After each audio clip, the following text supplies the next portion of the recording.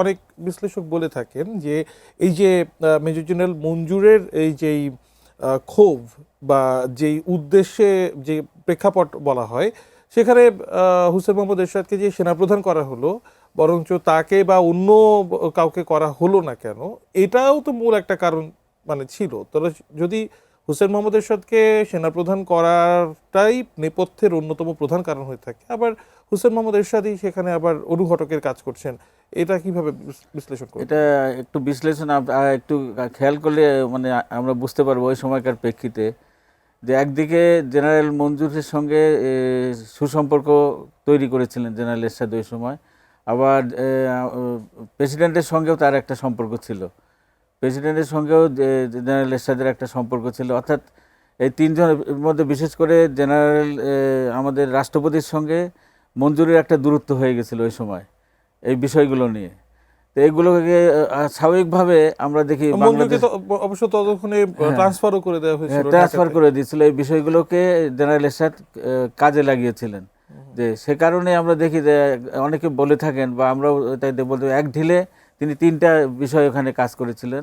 একটা হচ্ছে জিয়াউর রহমান হত্যাকাণ্ডের নেপথ্য কুশীলক হিসেবে আমরা তাকে বলতে পারি। তারপর জেনারেল মঞ্জুরকে হত্যা করা হলো এখানে। তৃতীয় নম্বর হচ্ছে যারা এই পরীক্ষার সঙ্গে জড়িত ছিল সেনাবাহিনীর কর্মকর্তারা 17 জন, তাদেরকেও তিনি বিচারের নামে বিচারে ফাঁসিতে 13 জনকে ফাঁসি দেওয়া হয়েছিল, আর বাকি 2 জন দূরে ভারতে চলে গেলেন।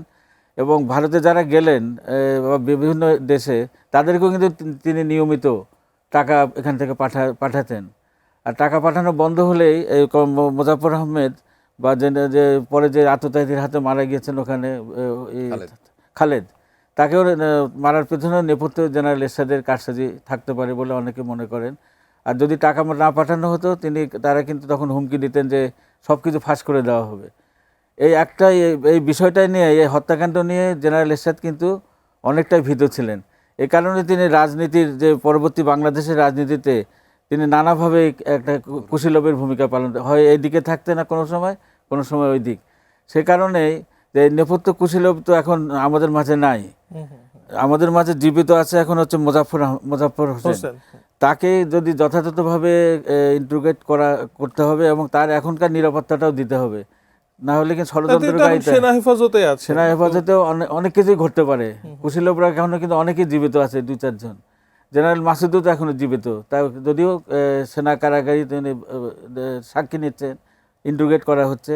তো এই বিষয়গুলো একটার সঙ্গে জড়িত।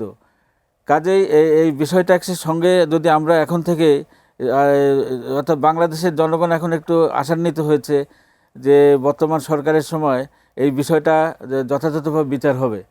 প্রকৃত ঘটনাটা আসলে আমরা জানতে চাচ্ছি, তদন্তের মাধ্যমে হয়তো বা পরিষ্কার হয়ে যাবে।